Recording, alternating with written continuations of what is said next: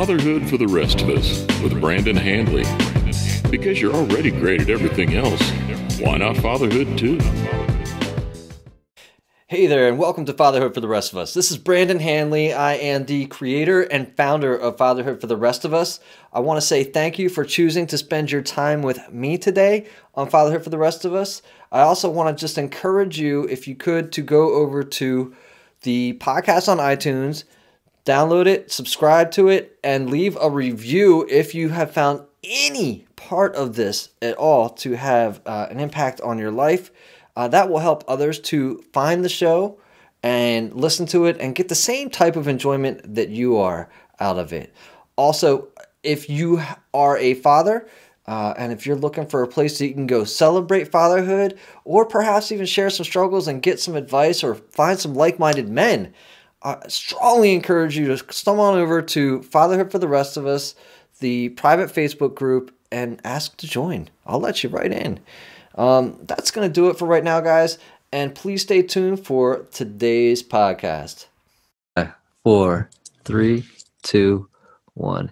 Hey there, Fatherhood for the Rest of Us. Today I am on with Michael Allwright. Michael is a leadership and life coach for men in midlife. He is passionate about helping men get clarity about their life purpose and mission in order to create and live the life of their dreams. Michael weaves his leadership and teaching experience as an Alaskan wilderness guide, a TEFL, that's teaching English as a foreign language, teacher in a Tibetan monastery, and a leader of a multi-million-dollar projects into his facilitation and coaching process. He is a certified life coach with training in relationship dynamics and systems team coaching.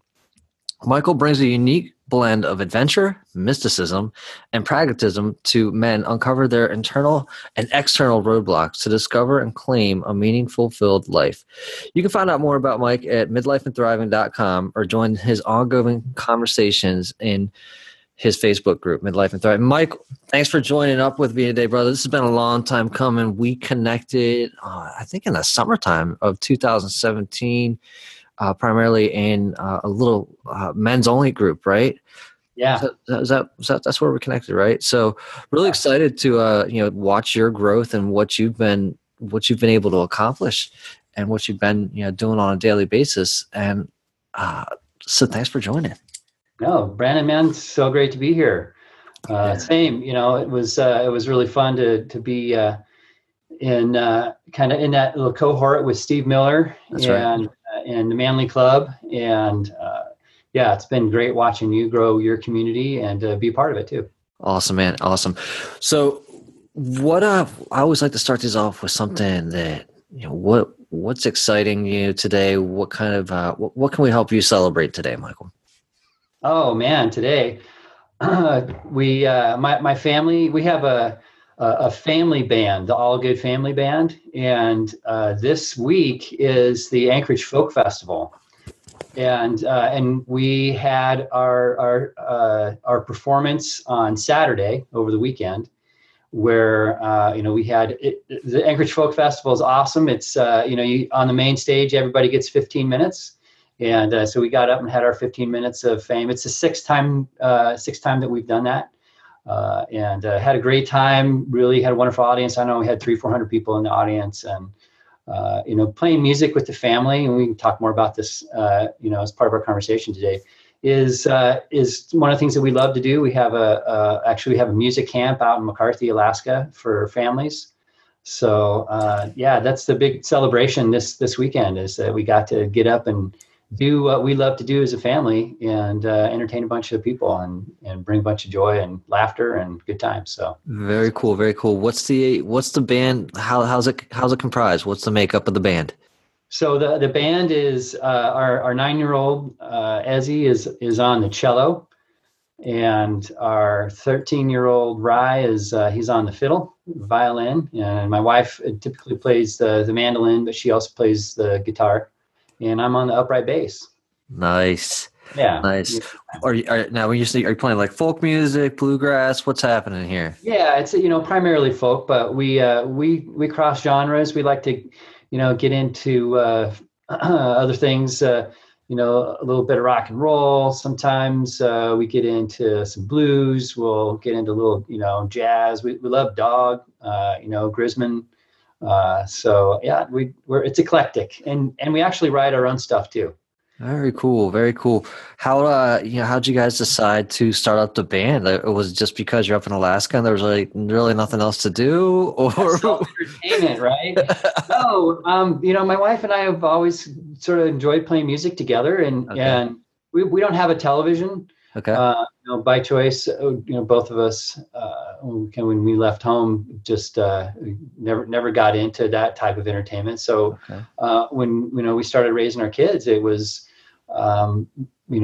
through the gift of music, we love to connect, and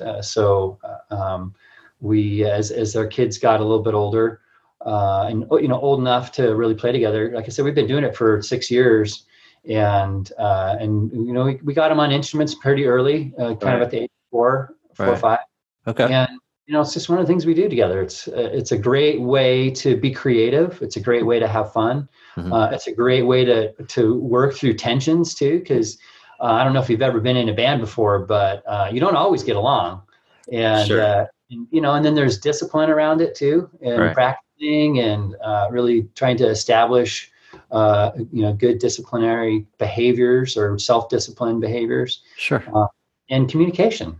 It's really playing music together is about communicating and how you communicate. And it's a really important thing to teach your kids from our perspective. No, absolutely. I this is something I totally agree with. I love that you started them at such a young age, and you're not only are you capable of doing it, you're willing to go through that first phase where nobody really knows how to play the instrument. So it's just a bunch of cacophony when it first gets going there, right? And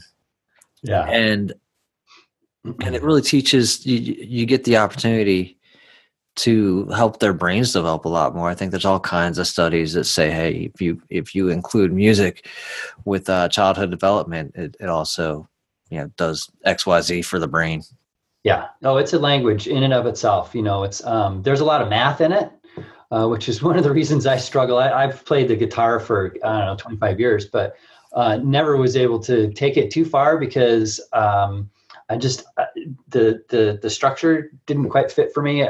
I'm more of a big picture thinker as opposed to that much structure. But when you get it instilled into kids early on, it's a language, and we've actually chosen that as their foreign language, if you will, as opposed to getting into some sort of an immersion, Spanish or Russian or French.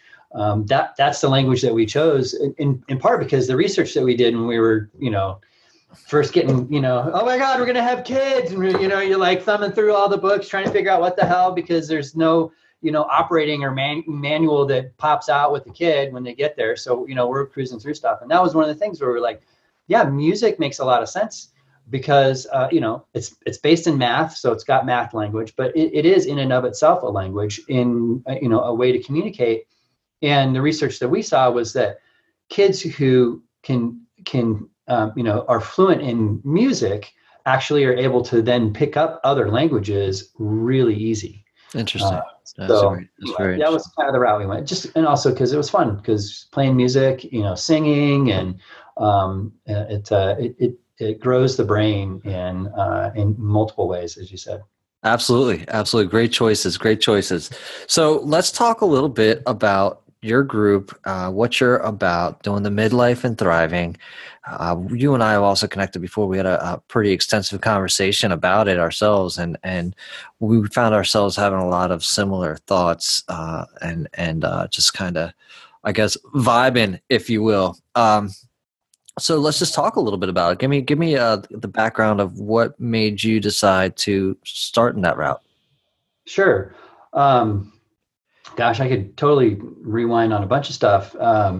Specifically with the group, my coaching, when I started out doing coaching over 5 years ago, it was as part of my own midlife transition.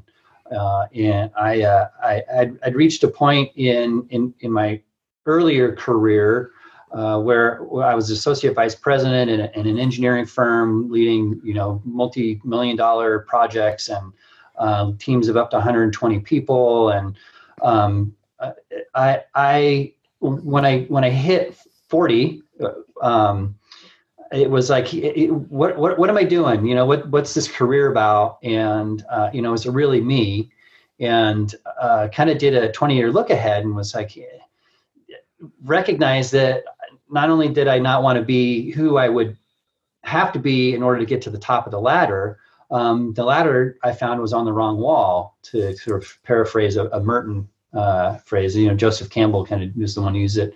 A midlife crisis is waking up and realizing that your ladder's on the wrong wall.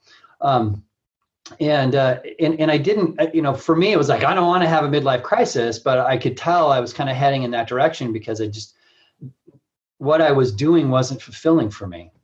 And so I began, it was a very extended transition. You know, it wasn't like I woke up one morning and I was like, oh, okay, I'm done here. I'm going to change and do something else, and leave my job or leave the wife and kids, or, you know, full blown, you know, where's the expensive sports car? And, you know, it was like, I'm not going to do that.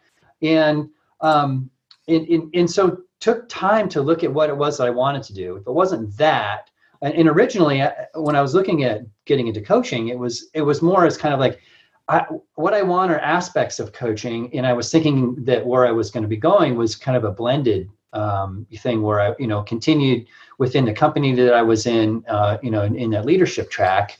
And then just augmenting with some coaching skills and really over about a 1.5 year period, it was like, you know, what I really enjoy doing is the coaching. Right. And so it was clear to me that what I was actually doing was transitioning into coaching full time as my vocation, because it was really about working with people also in transition, or, you know, figuring out how to be the best version of themselves, you know, how to unlock their full potential. And, you know, that was really the transition from that career into coaching. And, you know, it was really about the leadership piece for me in terms of their transition into coaching. And I, you know, over the last few years, been working with some amazing leaders within multinational corporations and seeing some of the challenges that they have in leadership, and recognizing that, you know, there are a lot of men out there who are like me, who are really wanting something different. You know, they're really challenged in the career that they have, because they're kind of waking up and looking around and going, wow, you know, I've kind of been living my life with somebody else's script. Like, this isn't really who I am. And what the hell do I do with that? So, you know, that was the impetus of really focusing my coaching on men in midlife. And also because, you know, you look around in our culture today and we've got challenges as men. You know, we have one of the highest suicide rates, you know, in our age group, and it's growing. We have extensive issues with isolation, with depression, with drug abuse and addiction, with you know, addiction to pornography.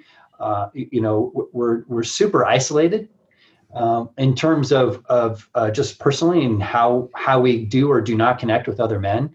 And I just really felt a calling in that direction to start to provide men with an opportunity to connect first and foremost. And that was the impetus behind starting the group.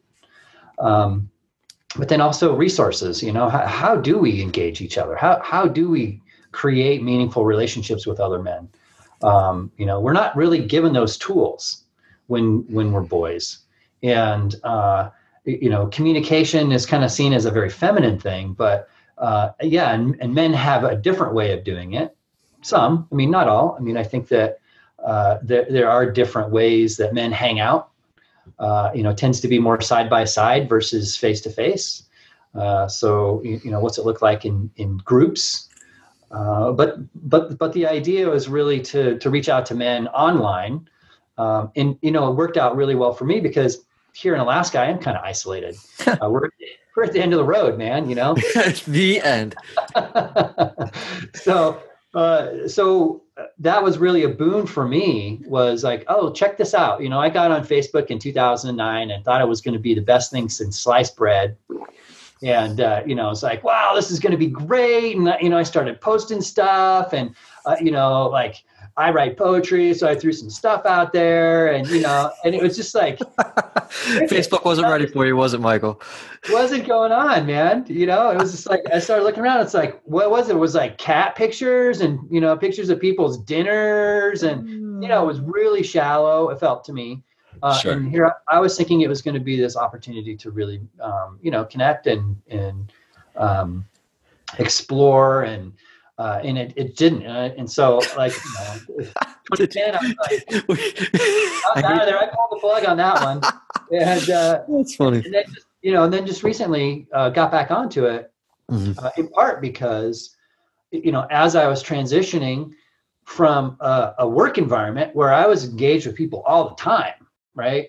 I was surrounded by people every day. I walk into my office and I've got a team of people there and I can, chit chat at the watering hole or go out to lunch with people. And, it's very accommodating to make connection and be social. But then as you become, I transitioned over into being a solopreneur. It's like, I'm spending a lot of time hanging out in my office by myself. It's like, holy smokes, I'm starting to feel a little isolated. Right. And we live, we're about 35 minutes north of Anchorage and we live on 2 acres and we're out in the middle of we always joke, Anchorage is nice because it's only a half an hour from Alaska. Just let that sink in. So, Anchorage is really doesn't feel like Alaska. It feels like it could be anywhere in the U.S. Sure. But you get outside of Anchorage and we're 35 minutes from downtown. So we always boast that we live in Alaska. But it's remote. I mean, there aren't a lot of people around. Anyway, so groups really became a focus for me because it was a way to create opportunity for men to connect, and it was also an opportunity for me to connect. For me to feel like there was opportunity to have really cool conversations. That's why I like your group. That's I totally got into what Steve Miller was doing with the Manly Club. And I think we the group that we connected in was a subset of the Manly group, and it was like this kind of, I guess it was somewhat of a mastermind. There was only 10 of us, I think 10 or 11 of us in there. And what was cool was that it was just all men, and men communicate. We absolutely communicate differently than women. And guess what? That's okay. And the thing is that there was nobody in there who was like being bravado or over the top. Everybody was cheering the other person on. Everyone was curious and interested in what the other members of the group were doing. And that to me gave a really good example of the possibility of groups in Facebook versus pictures of your cat, all the memes or memes. I don't even know what you call them. All of that stuff. There's a real good opportunity to be in a supportive group such as yours, be in a group of like-minded people, again, such as yours, and you can have some honest conversations with like-minded people.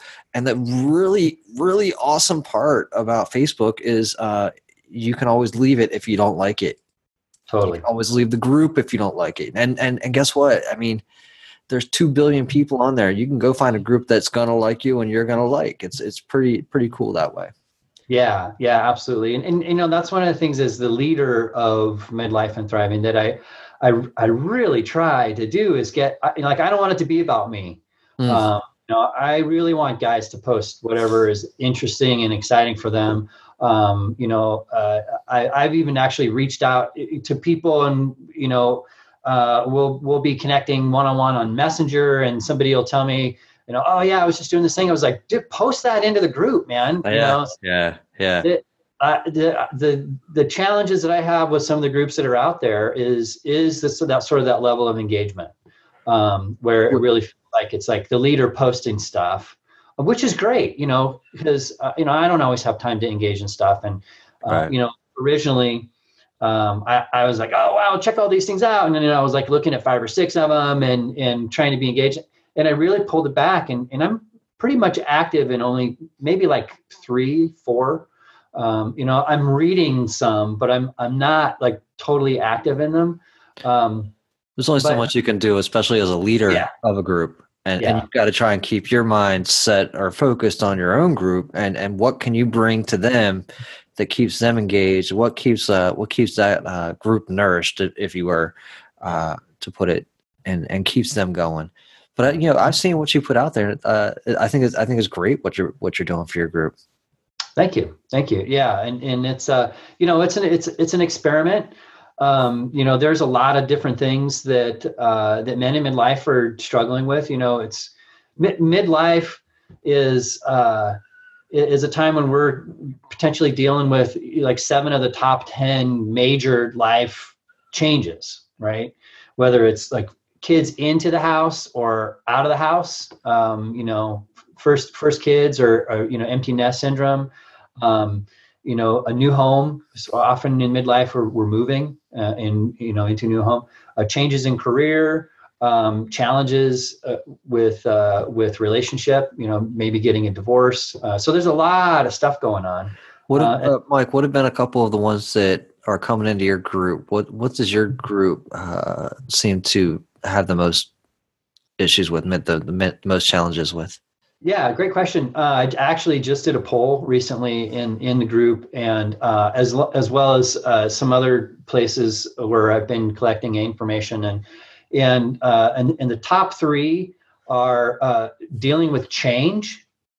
Like how do we deal with change? And again, that's why I was starting to talk about those. All of the things that I mentioned: kids in and out, moving homes, changing jobs, potential divorce.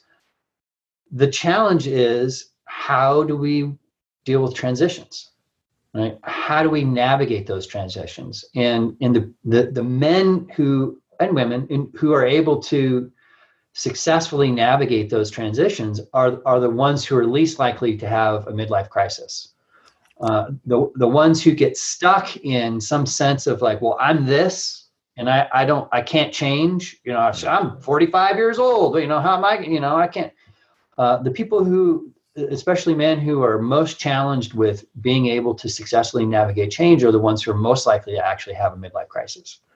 Let's define the midlife crisis. Is that where you say, hey, I need a new car, life is crap, what has happened, who am I, or versus like kind of the midlife and thriving? So is there like a interception that you're doing right now where somebody comes to you and like, dude, I'm a mess and life is crap, and you're like, whoa, you're not, everything isn't crap, you're actually in a pretty good space, let me show you how and where? Is that kind of something you do?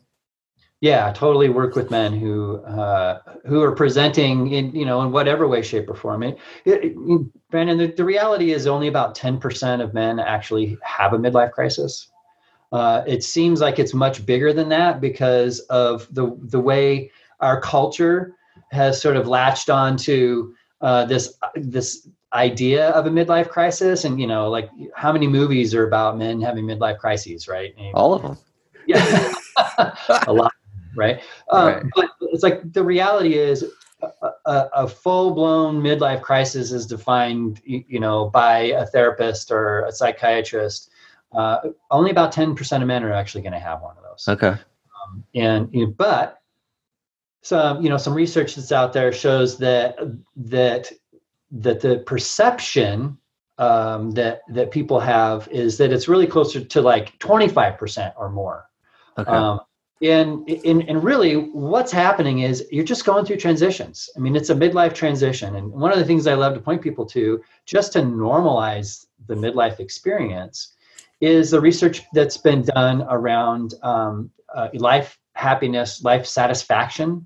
Right. And it's called the U curve of happiness. And I've got a blog up on my website about it that looks at it. But this, a bunch of research has been done, in multiple countries around the world. I can't remember, it was maybe like 48 or more, looking at how people's life satisfaction changes over time. So in our 20s, it's fairly high. And then in our 30s, it drops. And in our 40s, it continues to go down. And it kind of bottoms out in our late 40s and early 50s. And then tends to rise back up again and continues to go up until we get into our 70s. And multiple reasons. They haven't really identified, pinpointed it to one thing or even, a handful of things. I think there's a lot of questions still out there about why is it bottoming out? But I think you can look at, again, what's going on in our lives in our 40s and 50s. We've gone from being these, this sort of the dreamy, I can conquer the world. Everything's great. You're in your 20s and, you're totally free. You're starting new careers. You're out on the scene, whatever, life's pretty amazing. And you have these dreams and visions of what it can be.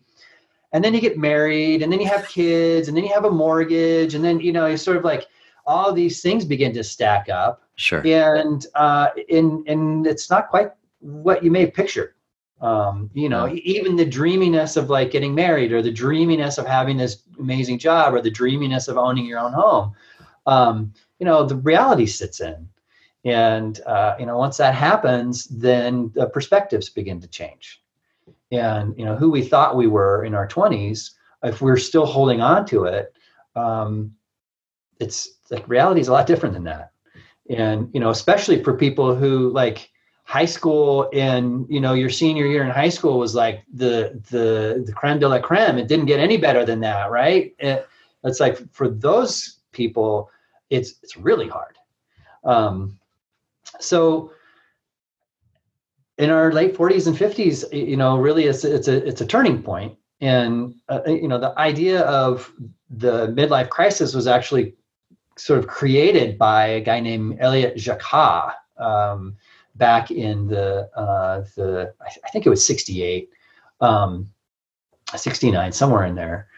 And he did it based on research that he'd done of historical figures. So it wasn't actually even like real quote unquote research, like real people, people going through life weren't used. He was just like, he had seen this pattern and he sort of wrote about it. And then a guy named Daniel Levinson and Gail Sheehy, they sort of they popularized it in the 70s and 80s, wrote passages and seasons of man's life, or I can't remember the one that Levinson wrote, but, that sort of brought it into the cultural zeitgeist of, when men hit their 40s, all hell breaks loose. Right. Well, I mean, and to be fair, it's not like, it's just like you recognize that there was something happening in your life. You recognize you were going through a period of change, and you instead, again, you could have gone the route of the car. You could have gone the route of for some reason, divorce and a younger spouse and all these other things, right? To show that you still got it, to show that you're still the man and all this stuff. But let's talk about why you didn't make that choice. I mean, what is it do you recall any point that said that wasn't even an appealing idea, right? Right. So how does that make sense, that question? Like how can you point to anything that just said, I recognize change I'm going through and I realize that life is still pretty awesome? Yeah. Maybe there was a couple things. I remember the moment when I said enough. I was driving into work. And again, it wasn't that my career was on the ropes. I was totally given the keys to the kingdom, and I could have continued on and, done amazing things that would be sort of, the typical, the standard American dream, a senior VP, I could have just totally kept going. And I think what it was I understood that I wasn't being myself. Like that again, who I was going to be if I continued to climb that ladder wasn't who I wanted to be. My heart wasn't in it. I don't know any other way of saying it other than that. It's like, I was empty inside from that work, even though it was materially rewarding and, everything was like the status quo. It was totally fine. But I was driving into work, I was commuting in, and I just had hit a wall. It's like, I've had enough. I've had enough of settling for a life that I don't even really recognize, settling for a lifestyle that doesn't really fit me in terms of, I was commuting in every day. I'd wake up in the dark. I'd drive in the dark. Get to work. I'd work my 8, 10, 12 hours, and then I'd hop in the car and I'd drive home in the dark. I'd be home. I'd hang out with my kids for like an hour, getting them ready. And, I was stressed out thinking about work, or I was stressed out because I didn't have any time to decompress. I wasn't getting any exercise. I was starting to get out of shape. And, it was like, that sounds like a whole lot of no good. It was like, it was a whole lot of like, like, right. It's like, but that's what a lot of men deal with. Yeah. That's life. And then we're, it's like, that's what we're supposed to be striving for. Right. And it's just like, no, man, that's not for me. And to answer your point directly, I think I grew up outside of that. Oh, that's right. That's right. Yeah. The fact that I was in it, knowing that there were other options, allowed me a perspective that not everybody has. Yeah, I forgot. I don't know how I forgot about that part. You and I, similar. We both had, our hippie parents, and you were, you had the hippie bus, right? You grew up like kind of on the bus. I feel like you and I probably met somewhere in San Francisco when I was growing up, because I remember like going on the hillside, like climbing in the bus. Probably played on the beach somewhere. Probably somewhere.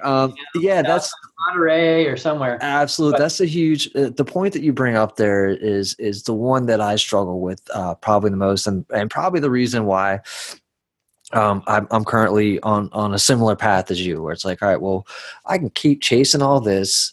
Totally. I can keep chasing, a status job. I can keep, going, trying to do sales. I can keep doing all that. And life isn't bad. Right. Life isn't bad. We were doing vacations. We could, if we like needed a new set of tires, we didn't think about it. We just dropped $800. Right. It was like, it was easy, right? Sure. It was like really easy in that way, but it was numbing. Well, and like you said, that having knowledge that there's really kind of other ways to live and exist, that's the part that gets you. That's the part where you're like, oh, I know there's another way. And I can't believe. And now, I'm out of curiosity, did you stop and look at yourself and be like, I can't believe I turned into this. I didn't mean for this to happen. Yeah. And now I got to figure out how to now you got to unwrap it. You got to. Yeah. No, totally. But it was, part of it was, when I look back on it, part of it was because I had grown up outside of it. Mm-hmm. My ego was really attached to proving something. Sure. My ego was really attached to, because I didn't, really have good examples of what a man was, let alone like one that held down a job. Right. It's like, I'm going to go do that, because that's like, I'm rebelling. I went to college, Take that. So, I, put on the good boy hat, mm-hmm. and pulled on my big boy britches, mm-hmm. and it was like, okay, I got married, and we're going to have kids, and I got to support them. And I'm going to buy a house. Hey, wow. What a concept, and show up to work regularly and raise kids and be around. And it was like all this stuff that was kind of a big exploration, but it was also felt really ego driven, right? It was like, I'm doing this because this is what, that's what a man's supposed to do. Sure. And, sure. And I just got into it, and I was, I was doing it because it was a script that was like kind of out there and easy to follow. Sure. Yeah. Absolutely. And I did wake up, just like you said, the David Byrne song, man, Talking Heads. It's like, whose house is that? My beautiful wife. Like, what the heck? What is that? It's so, and so this is I think that is the midlife moment, right? We don't have to call it a crisis. We don't have to call it anything, but it's like where you wake up and you're like, this is cool. Everything's cool, guys. We're all cool. Everybody's cool. Yeah. Everybody, Cool. hold on a second. And we're having some fun now. But then you realize, all right, let's try it my way. This has been cool. Now I'm gonna go ahead and give it a shot the way that I think it should be done. The script has been good. I appreciate the applause, but this is the next act. So I think that if we looked at midlife is not necessarily a crisis driven thing or anything bad, just literally as the next act, right? Totally. So totally. Awesome. And I think that just to point to that a little bit more, that it really, like, 40 doesn't have to be, 40 is a big deal because culturally, like, decades are a big deal, right? Like it really has nothing to do with where we are in life. Decades are just a way of, of passing, marking time, the passage of time. Right. But 40 really is, it's like, 80 is the endish, right? Getting close there. And we come up to 40 and we're like, okay, I've got some perspective. I'm looking back at where I've been and I'm looking ahead at where I'm going. And, like, what do I want to do? Right? I mean, that's a big question that a lot of guys that I talk to and work with, it's like, that's like not a lot of time anymore. No, Mike, I got to ask that question too, because if you think about it, if I look at it in context, I mean, we're literally kind of under most of us are under somebody's roofs until our 20s or so, give or take, right? So that's 20 years right there. These days, a lot of people aren't getting out of their houses until like their 30s. So it's really only 10 years, 10, 15 years. I think that people are making like the strong movement, the surge forward as themselves, right? Exploring who they are and what they're capable of doing. And I would say that, like, this 40 is the point where you're saying you've got perspective now you can be like, all right, we are going to change the engine out of this. We're going to add high octane and really gun it forward now, because now I almost know what I'm doing. now I know enough to do some damage. Yeah. And I think that's one of the challenges that we have in our culture, is that we don't have initiations. Like, it's a huge gap for men and women too, but they've got a little bit more of a biological thing that helps them to mark some passages. And as men, we don't really, No. I mean, there's a whole lot of, I think, what would you say, is that a required, perhaps, well, I mean, we're getting it in certain ways, like just, within, but we're not marking it. We're not saying, hey, look, you're 18, you're 16, here's your driver's license, right? That can be a big deal. That, like, marks the age at the beginning of your freedom to be able to get out and drive around on, and have a sense of freedom. 18, hey, guess what? You get to vote now. That's a big freaking deal. You get to be a part of the system that you're born into. That's, was a game changer 200 years ago. Not only that, 18 is also when you can go ahead and give your life to your country. That's right. Absolutely. So, some guys pack up and head out and go check out other parts of the world. Right. It's some people choose to go to college. That for me, that was a big piece. I was like, okay. Rebelliously. I love how you went to college as a rebel, though. You went to college as a rebel. You're like sticking it to your parents by going to college. Yeah. That cracks me up. Sticking it to my vision of a man, right? Because the other part of the reason I went to college was because I had my good boy hat on, right? Sure. It was like, I was doing it because that's what, that was sort of like, that's what you're supposed to do. And I'm a good boy, and so there's thread of both the rebel and the Mr. Nice Guy that starts to develop in there. But, anyway, to get back to the initiation, it's like, we don't have it, and men need it. Like, men need points that they can mark where they feel like their life is on the line in one way or another. It's like those big moments help to give our life some meaning and some perspective. Right. So we have them in our culture. They're just not necessarily celebrated or marked as a way to help change boys into men. Hey there, sorry for this brief interruption. I want to say thank you for tuning into this podcast, and I hope that you're truly enjoying the guests that I have on today. I also want to make sure that you are aware that Fatherhood for the Rest of Us offers personal one-on-one coaching.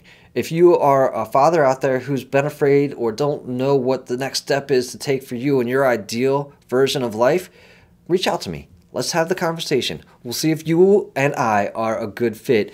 And if you are, I just want to help you. I want to serve you and get you to where you want to go, right? I'm not trying to get you from A to Z. I just need to help you to get to your next step. And if I can help you do that, man, it's going to be amazing. And you'll see that you'll be up and running after those first couple of steps. If you are ready to take that next step, then head on over to reconstruct.brandonhanley.com and pick a time. There's a few Pine hostels available. If you don't find something that meets your timeline, reach out to me via email, brandon@fatherhoodfortherestofus.com, and let's have that conversation. We'll see if it's a good fit. I want to help you get to the level that you want to get to. Sticking with rites of passage, but flipping over and sliding into fatherhood, right? Yeah. Slipping over, what being what a ride. Yeah, it's amazing. I love it. I can't imagine life without it. The being a dad in midlife as one section of it, but also sticking with the rites of passage. What are you doing for your son and your children to initiate rites of passage for them? Yeah, great question. And it's one I've been thinking about. I mentioned our oldest is 13. And I was really thinking about it over the last few months about what I want to do. And I've actually begun, I've looked around, and there are some programs, and I'm looking at potentially sending him to it's kind of like, an Outward Bound type 3-week program, where they head out into the wilds of the Olympic Peninsula with other boys in their age group, and they go through, self-reflection, leadership, team building, and out in wilderness, which is one of the preeminent places to step into who you are, within the context of your place in nature and in the world. So that's one thing that we're doing. But I've also really been thinking about how to structure something for him with some of his local peers. And we'll probably be looking at creating something that would be, I'm envisioning like a 6-month thing where, once a month, first identifying like who's in his cohort, like who are his friends, right? And maybe taking 4 or 5, half a dozen of them through this journey, getting together once a month on a weekend and doing something like, taking him, we've got a knife smith in the neighborhood, and taking him and helping him build a knife, right? I have another friend who makes drums, and building a drum. Like, what are the tools, metaphorical tools of manhood, to really help to ground them into what it means to be a man. Another one would be, taking them into the community and doing some sort of community service project. And, it's like, as you transition from a boy to a man, how are you being of service to your community? Another one is, when we can have them go through and identify what toys are no longer really applicable for where you are and what you want to do and be. And then have them actually prepare them and then give them away to some kids who need them. Right. And then the last one was really like culminating in maybe like a weekend long thing where I belong to a men's group, in having my men's group sort of host a weekend retreat at a friend's cabin where we do some more activities and actually have a ceremony and do like a sweat lodge of like going in and burning off the child and having the man metaphorically come out on the other side. And, obviously that sounds awesome. That sounds fantastic, man. You. Absolutely. Yeah, right. I'm sending my kid up. Send him up. But like, yeah. So how do we do that? Because I don't have a blueprint for it. But what's out there? There's so many resources out there, but none really for boys to men. There are very few programs that are out there. There are some that are out there for youth at risk. Mm-hmm. The Mankind Project has a really awesome program but it's really more, it's like in school and for more youth at risk. And it's kind of a mentorship program, which is pretty cool. But like, how do we just take normal kids, who are sitting around wasting their lives on video games, right? Like, sure. And like, how do we take them out of that element and give them something to really want to do and be in the world? Right. Give them a true opportunity to develop themselves, and especially amongst other boys. Absolutely, absolutely. Very cool. The part of that too is like the intergenerational piece. Mm-hmm. Bly has a great. Is it Bly? I can't remember now. The Sibling Society, and that's just kind of talks about how without our culture has become so isolated among generations. There's not a lot of generational overlap. And part of that initiation piece is having the men and the elders bring out the young men, right? And without that piece, we have these cohorts of boy men moving through life without ever actually having the tools to become men. Well, I think that explains the United States of America's current condition. in the mature masculine, right? Where's the mature masculine? Yeah, right? And I think that we're seeing it's funny because even though we're seeing it through, I've seen it more through a commercial lens where you've seen like a more aggressive, manlier, burlier man, and prior to that we had like a whole bunch of the manscaping. So we've gone from like manscaping to the burlier man to just really it's kind of interesting to see the concept of what a man is really being portrayed before you as you turn into one yourself, right? Like you probably haven't watched TV as much, but I'm sure you catch some of the commercialism that's out there and it's really putting men, the concept of who and what a man is right in front of you, and it's just kind of spinning its wheels. It's interesting. Yeah. Well, I mean, I think one of the things I've gotten really clear on over the last, couple of 10 years since I've really kind of going through it myself. Sure. Stepping into my own version of what it means to be a man. Sure. But looking out there, what I've seen is sort of, if you think of it on a spectrum, and there's vertical axes to this potential too, but really it's like, you have the uber masculine version of masculinity in the form of what I, growing up in the 70s and 80s, had through, old cowboy movies and old World War II movies, right? It was like the John Wayne version of what it means to be a man, who's like all balls, right? It's just like all like mucho macho.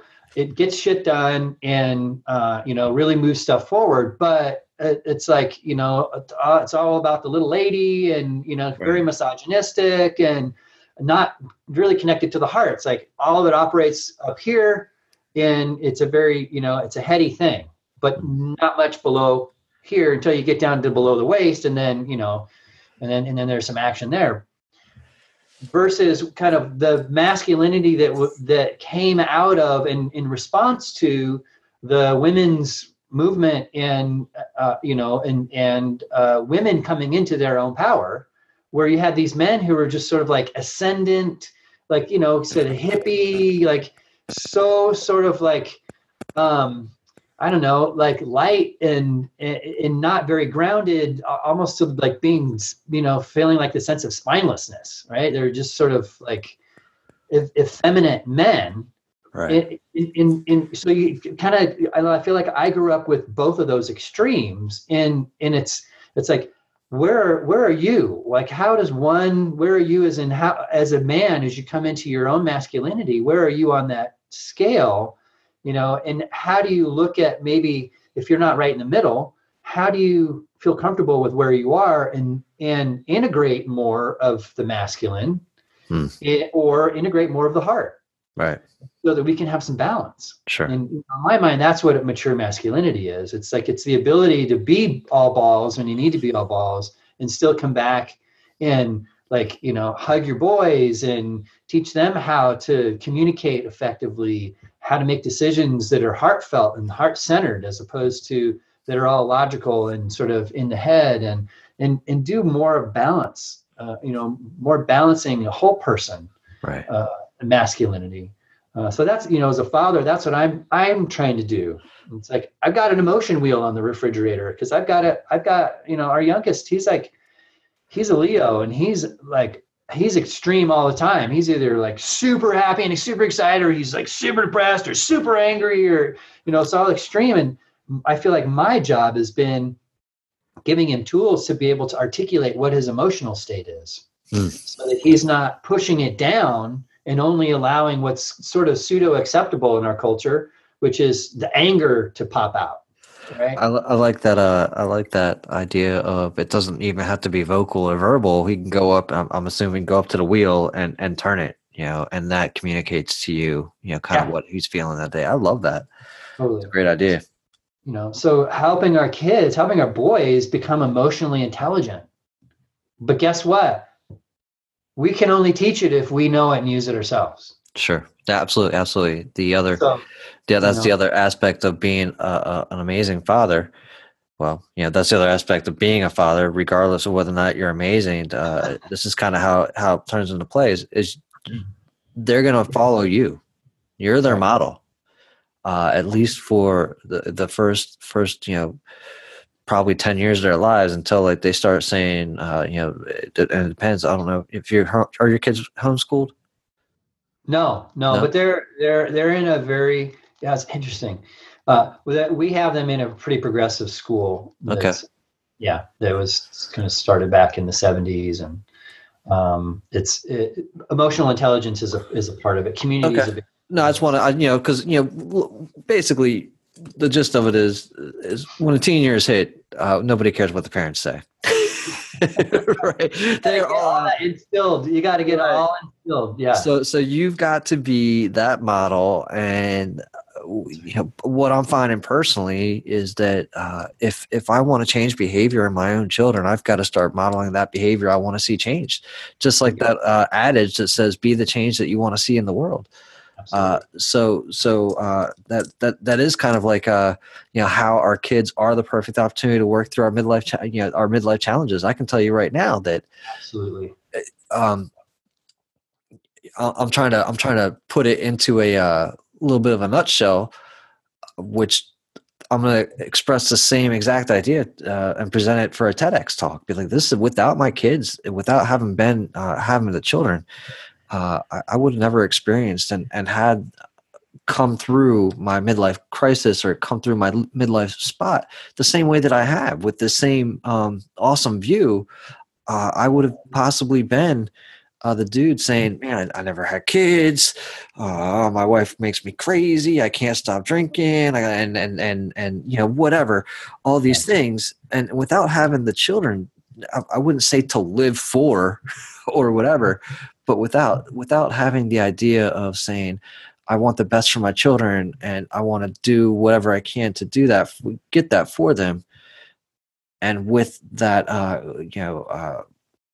kind of like like you and I have that background of the hippie parents doing it in a sense of community and heart, spirit and mind all kind of being connected versus just go become a millionaire and just throw money at the problem, right? So that to me exemplifies why children are so great in our midlife. And so what do you think about that? What are your thoughts on that? Oh, I think you're all over it, Brandon. I think that, when we step up to the challenge of truly being a present parent, we're given a very unique opportunity as a householder to use that as a crucible for our own personal development and growth. You've got accountability. You've got an opportunity to love, to really practice what love is. And you get the opportunity, consistency, right? It's day in and day out, man. You're not taking a vacation from it. No. And an opportunity to really build your commitment muscles. Like you're in it. And when you take your job seriously as a parent, man, you're going to get so much out of it, like anything, right? Like anything that you really commit to. Right. Anything that you commit to doing your best to and using as an opportunity for growth and development. So, and I am the dad that I am. I am the man that I am because of my kids. Right. Yeah, absolutely. Agreed. What, I can't remember. Did you have a father figure growing up? I had, my dad and mom got divorced when I was 6, and he was kind of around a little bit. Okay. But basically, some of the stuff I've gone through is abandonment. Like, and then my mom hooked up with a guy who was pretty troubled. A good guy sometimes and a complete wreck other times. He was not consistent. We lived with him for about 6-7 years, and he was essentially a bully. There was no physical abuse, but there was definitely emotional. Him trying to figure out who he was and what was going on, and what he had growing up. Like I didn't get that obviously as a kid. I was just scared of him, so no, didn't really have anything from him. And then the next guy was kind of similar. But at that point, I was like out of there. I was old enough to be on my own. But I had an uncle, so thank God for my uncle.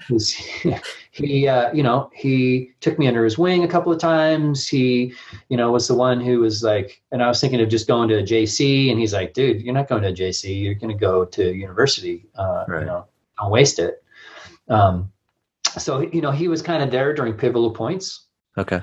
So it was kind of the curse of not having a father, right? Of like, how the hell do I do this? I don't know. I'm just kind of making it up on my own. Sure. And also the gift of not having a total, like, well, this is what fatherhood is. This is what I was given. So I guess that's what I'm going to do. Right. So it's been awesome. It's been really cool to be able to just look around and find resources and figure it out. And what do I want to be and how do I want to show up? And that was part of, that my midlife transition with work was about, I don't know who my kids are, and they're not going to be around for much longer. And like you said, you only get them until they're about 11 or 12. And then from that point on, the influence that you have is offset by their peers. Right. So that was part of the reason we got him into music too. It was like, right. So what do we want him to do? We want him to hang out with people who are playing music and sort of like doing that music thing, and are going to be interested in learning and being small. Like what kids are doing that? Well, the kids in band and in orchestra, right? So it's like, how do we influence where they're going when we're no longer there? It's like, well, teach them how to play an instrument, and then they're going to hang out with people. They're more likely to hang out with people who are doing that type of thing that we want them to be doing, even though we're not part of the influence anymore. Right. So you got to instill all the tools, right? You got to instill all of the tools before they're 11. right? Right. Like, oh, Yeah. crap. No, I think that it's like here's this bag of everything you're possibly gonna need. You may not need it now, but just in case, I packed you a snack. Yeah, exactly. Exactly. Don't Right. forget it, right? But Right. but again, that's what you were saying before too, is like just your example of how you show up, Mm. right? Yeah. Just your example of how you show up day in and day out. And I see my oldest, he'll kind of fly off the handle now and again. I'm like, damn it, that's me. That's me right there. Check me out right there. Look at Yeah, you talk about accountability, and there it is. Oh yeah. When you hear something they say or do something that you do, and you're like, God, Yeah. I'm a jerk. Yeah. I didn't get that one, but I'm gonna work harder on the next one.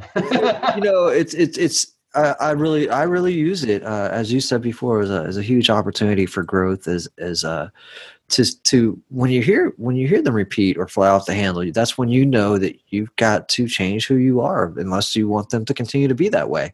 And if you're cool with how they are, then you're cool with that. You're like, man, that's great. He exploded like I do. Okay, then be cool with that. I'm like, look, man, everybody's You've got got emotions. That's great, because when I was growing up at that age, I was told I couldn't have them. Wow. Right? I was told you don't do that sort of stuff in here. Right? That's not okay. I'm the man, and that's not. You don't get to be angry. When you can kick my ass, you can leave the house, and you can do whatever you want. Wow. But not until then. Oh, right? that's tough. I usually ask if there's anything that you would have taken from the father-like influences that you had when you were growing up, but it sounds like no, totally. No, I got some gems too. Yeah, what are a couple of good things that you're carrying forward? And one of the things that it's not to do as I say, not as I do, which I heard a lot. Sure. But the things that were said, and I love my stepdad. Who he is, and like that was a lot of my own process. Was forgiving and recognizing that like he was struggling, right? I don't need to be a victim of that anymore. So we're totally cool in our relationship, and we talk a couple times a year, touch base, but keep your word. He was big on like you are your word in life, right? And so that's a big one, and has been a big one for me. Spend your money on getting good shoes or boots. Like it's worth it. I'm like a Red Wing man. You gotta have good boots. You gotta have good boots and take care of them. Right. That type of thing where it's just like, even though he didn't exemplify certain things, sometimes he would say things that stuck. And sure. And I held on to those as part of like what it meant to be a man with integrity. Mm-hmm. So, nice, perfect. He did his best. You got a couple of things you're able to carry forward, and that's always pretty cool. And it's always interesting what people are willing to carry forward too. And so it's not always all bad, and that's good to hear. What I was like fatherhood hacks too. Is there anything that now that if you knew when you first started out being a dad, that would have been really nice to know? Boy, there's a ton. Gosh, if I had to pick a couple, I think I one of the things that we do as a family is we have all of our meals. We have dinner together. Okay.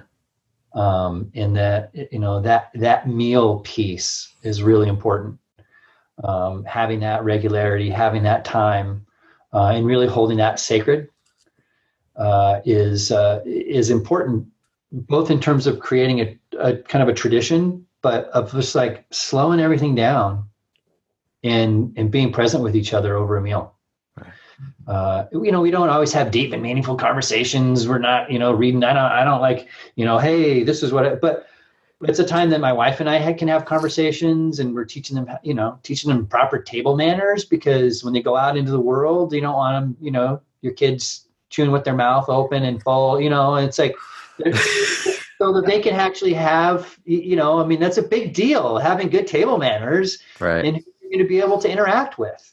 Like, Correct. what kind of people are you going to be with when you get out into the world? And not that I necessarily want them to go join some country club somewhere, but if they want to, I want them to be able to have the tools to fit in. Sure. I'm big on telling my boys I love them. Yeah. It wasn't something that I heard a lot, and at least not from a man. And to know that men are capable of love and of showing that type of affection. Don't be afraid to hug your boys. Right? I think some men have, like, men in general in our culture have a hard time touching other men, right? Because there's homophobia that's in it. There's, this like a huge fear of being labeled a pedophile, and, but like the touch of your father. I mean, I recall the couple of times where my father actually, like, I remember holding on to him on the back of his motorcycle doing 90 miles an hour down the freeway in San Diego. Like, and it's really interesting because I, same sort of thing of like, that's a memory of my father. Right. Like that balls to the wall adrenaline rush of like, that's masculine to me. And I got that because of touch. Like, I was holding on to him. So like hugs and having him sit on your lap and crawl into your lap, even when you're just like so tired, and you're just like, oh my God, I can't stand anybody touching and get into my space right now. Just like having them come in and just melting away all of that stuff is like, those are the memories they're going to have. They're going to have those types of kinesthetic memories of who you were as a dad, just as much and more powerful, I think, than what you do or say. Right. No, those are two good ones. Absolutely. I know you're also an avid reader. Is there a certain book that relates to parenting, being a father, that you gift the most? The one that I like a lot, and that's because I'm actually I'm going to step away just for a sec. I'm Gottman trained, but this is a great book. It's Raising an Emotionally Intelligent Child. Okay. By John Gottman, Gottman. Okay. That one a lot. And then another one that's been really helpful for us just as parents, because we have 2 kids, is, oh gosh.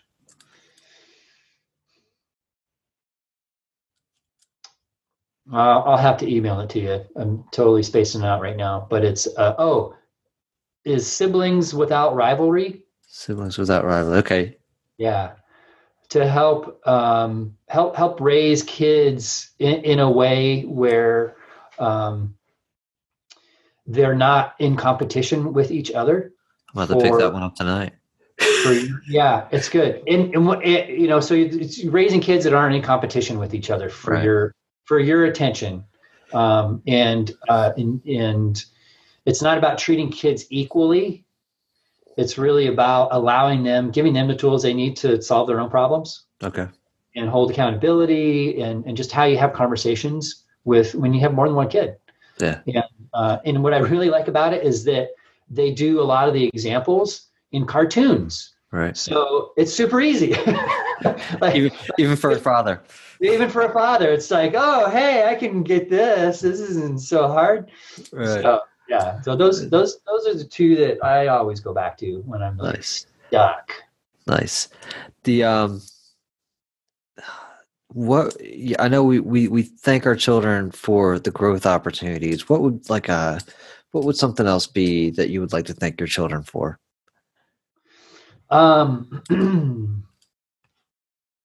For just being themselves. The gift of showing up and just being themselves. And I think that's one of the biggest lessons as a father that I've gone through, and actually was looking at the relationship that my father had with his dad and how totally screwed up it was, and how my grandfather's very strict and sort of he wanted to control, and that caused my dad to really just like he shut down a lot, and actually had to take off, and they haven't had a relationship their whole lives. They haven't had a relationship, and I saw similar dynamics showing up with my youngest and me, where his all of his moods and stuff, they just kind of blow up, and I couldn't handle it. And so I wanted to control it. And so I started to go there with it. And then I realized, no, that's not it, man. What I needed to do was honor who he was and how he was showing up, and work with that. Okay. Right? And so stretch into how do I help to pull him out of a deep mood if he gets into it, as opposed to go, man, you just got to suck it up. Right. That's my expectation of how he should be experiencing whatever, if his kid brother was mean to him, or if he had a disappointing day at school, instead of trying to get him to conform to my idea of how he should be responding, get curious about what's going on with him.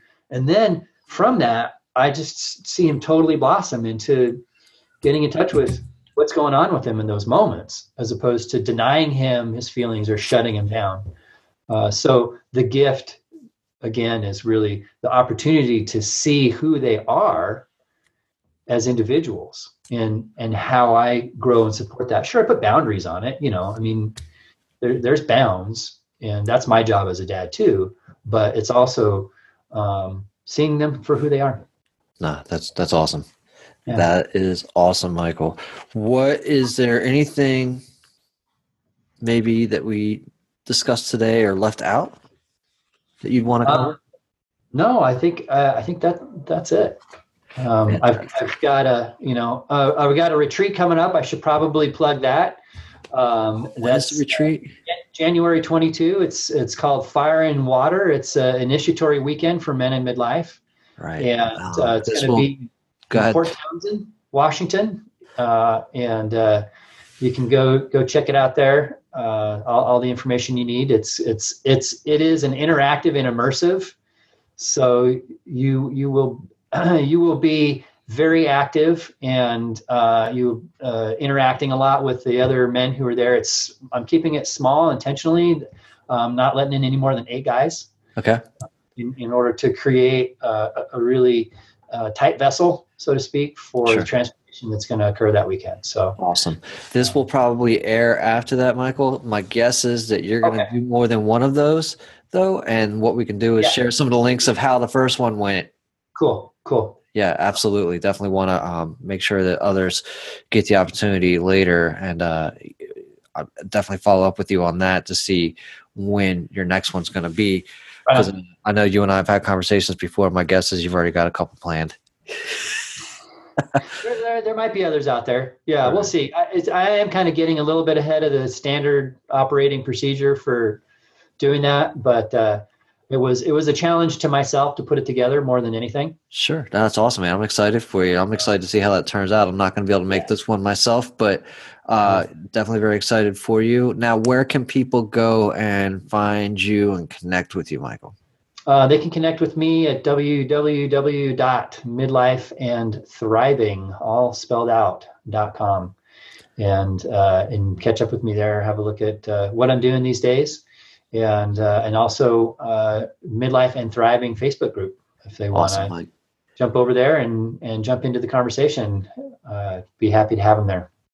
Awesome. The work you're doing is awesome. I can see people kind of changing and taking it on, and you leading that group is really a boon to a lot of guys out there. So thanks for the work that you're doing, Mike. Oh, thank you. And thank you, Brandon. I really appreciate what you're doing to help all of us fathers be a better version of the fatherhood. Awesome. So thanks for creating the group and for leading the charge there.